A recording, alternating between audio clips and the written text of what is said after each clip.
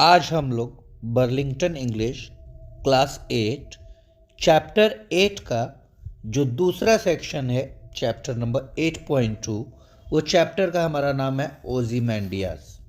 ठीक है, तो ओzymandias चैप्टर का आज हम लोग समरी करने वाले हैं। नेक्स्ट वीडियो में मैं इसका क्वेश्चन आंसर भी करा दूंगा। ठीक है, तो आज समरी देख लेते हैं ओzymandias का। ये एग्ज़ाम पर्सपेक्टिव से क्लास 8 के लिए बहुत इम्पॉर्टेंट है और इस चैप्टर को जानना चाहिए क्योंकि इसमें पावर को दिखाया गया है और पावर कैसे ख़त्म हो जाता है, कोई भी चीज़ परमानेंट नहीं होती, ये सारी चीज़ें इसमें बताई गई हैं इस चैप्टर में। ठीक है, तो सबसे पहले यहाँ पे हम हेडिंग डाल दिए हैं समरी ऑफ ओzymandias। तो आपको पता होगा ये किन के द्वारा लिखा गया है। बोल रहा है द पोएम ओzymandias is written by PB Shelley. It shows the temporary nature of power and pride. ओzymandias जो चैप्टर है वो किन के द्वारा लिखा गया, पीबी शेली के द्वारा। और ये जो है ये क्या दिखाता है, पावर दिखाता है, घमंड दिखाता है। और कैसा, परमानेंट नहीं, टेम्पोररी, कि जब तक आप जीवित रहोगे तब तक आप घमंड दिखा सकते हो, अपना पावर दिखा सकते हो, लेकिन वो पावर आपका परमानेंट नहीं है। आगे वो कह रहा है the poet describes a traveller who sees a broken statue lying in a desert.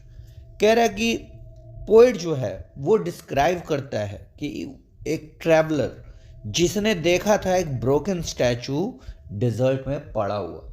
ठीक है, ये देखिए पीबी शैली ये अपने से तो नहीं ना बताया ये सारा चीज़, एक ट्रैवलर इनको बताता है कि मैं एक एंशियंट लैंड पे गया, यानी इजिप्ट वाले लैंड को यहाँ पे एंशियंट लैंड बोला गया है, कि वहाँ गया और जो भी वो देखा वो किसको बताता है, पीबी शैली को। तो वही पीबी शैली ये बता रहे हैं कि एक ट्रैवलर था जिसने मुझे बताया कि डेजर्ट में कैसा स्टैचू था, ब्रोकन स्टैचू पड़ा हुआ था।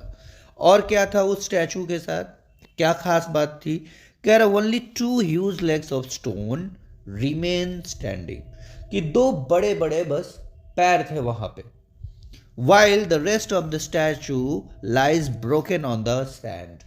बाकी जो अपर पार्ट था स्टैचू का वो ब्रोकन था, उसी डेजर्ट में आधा धसा हुआ भी था।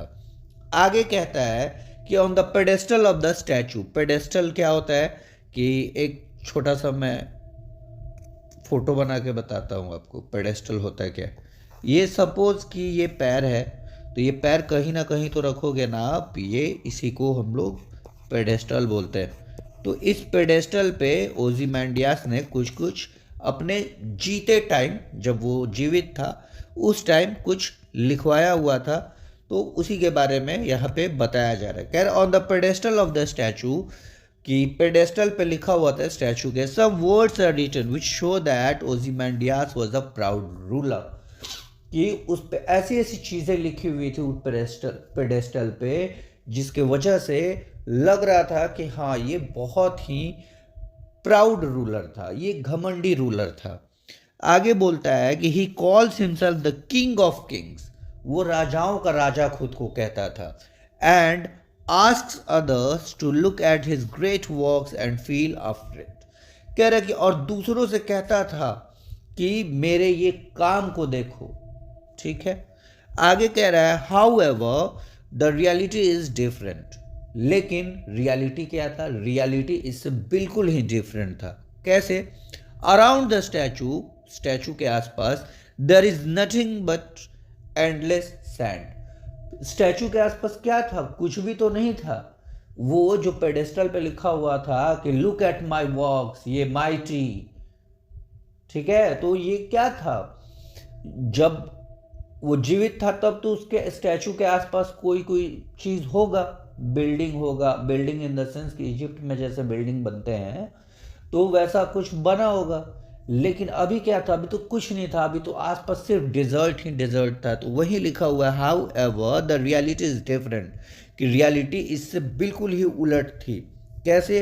अराउंड द स्टैचू, स्टैचू के पास आसपास क्या था? There is nothing but endless sand, वहाँ बस सैंड ही सैंड था, ठीक, डेजर्ट ही डेजर्ट था और कुछ नहीं था। स्टैचू था ब्रोकन, ठीक है, और जो हमारा नीचे का पोर्शन होता है वो बस उसमें लेग था, दो बड़े बड़े लेग थे, और उसी के पास में ऊपर का जो बॉडी पोर्शन होता है जिसको टॉर्सो बोलते हैं हम लोग, तो टॉर्सो वहीं पे उस पैर के कुछ दूरी पे आधा धंसा हुआ ब्रोकन वाइसेस, वाइसेस मतलब होता है फेस की, ब्रोकन चेहरा पड़ा हुआ था, ठीक है, रिंकल्ड लिप था इसका, ठीक। तो ये सारी चीज़ें, फ्राउन आइज थी, मतलब ये सारी चीज़ों से पता चलता है कि वो कितना बड़ा घमंडी था रूलर।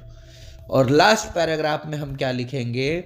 लास्ट पैराग्राफ में हम लोग लिखेंगे all his powerful works have disappeared with the time, कि सारा जितना भी उसका पावरफुल वर्क था वो खत्म हो गया समय के साथ, ठीक है। तो अगर आप भी कोई चीज़ अभी सोचते हो कि ये चीज़ मेरे पास हमेशा हमेशा के लिए रहेगी, तो नहीं, आप गलत सोचते हो। कोई भी चीज़ परमानेंट नहीं होता, सारी की सारी चीज़ें इफेमरल होती हैं। मैं यहाँ पे लिख दे रहा हूँ वर्ड इफेमरल, इसी को हम इवेनेसेंट भी बोलते हैं, ठीक। इवेनेसेंट हो गया, इफेमरल हो गया, इसका मतलब होता है शॉर्ट लिव्ड, ठीक, कि क्षणिक भर के लिए। आप कोई भी चीज़ अपने आसपास देख लो, अगर आप बहुत खुश हो तो कुछ देर के लिए आप खुश रहोगे, कुछ दिन के लिए आप खुश रहोगे उस चीज़ को लेके, लेकिन ज़्यादा दिन नहीं। एक ही चीज़ को आप ऐसे थोड़ी हो सकता है कि आप एक ही चीज़ को लेके ज़िंदगी भर खुश हो, नहीं, ठीक है। तो वही कह रहा है all his powerful works have disappeared with the time, कि समय के साथ जितना भी उसका काम था वो सारा का सारा खत्म हो गया था, डिस्ट्रॉय हो गया था, रूइन हो गया था, डिमोलिश हो गया था। आगे कहता है the poem clearly teach us that time destroys everything, और ये पोएम हमें यही शिक्षा देती है कि टाइम के साथ सब चीज़ गुजर जाता है, सब चीज़ खत्म हो जाता है, ठीक है। Human pride and power do not last for ever, जो मनुष्य का घमंड है, जो मनुष्य का पावर है, वो हमेशा हमेशा के लिए नहीं रहता, वो कुछ साल के लिए रह सकता है, ठीक है। आप सोचोगे ज़िंदगी भर रहे, तो नहीं, आपके ज़िंदगी के बाद का क्या, तब तो आप कुछ नहीं कर पाओगे, ठीक है। और ख़ास तौर पे आप जब बूढ़े हो जाओगे, आप हेल्पलेस हो जाओगे खुद, ठीक है। तो कैसी पावर, उस वक्त तो आप एक आदमी से भी नहीं लड़, अभी मान के चलता हूँ मैं कि आप 10-10 आदमी से लड़ गए, अपना पावर दिखा रहे हैं, आप अपना ताकत दिखा रहे हैं, लेकिन जब बूढ़े हो जाइएगा तब क्या होगा?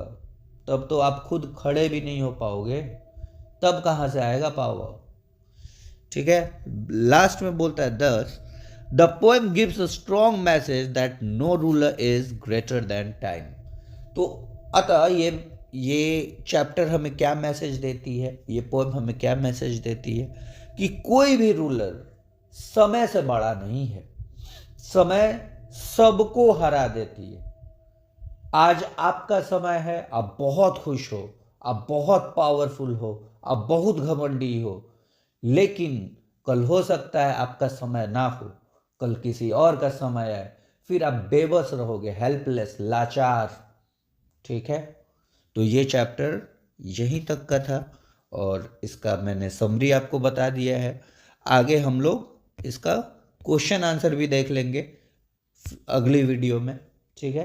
तब तक के लिए धन्यवाद।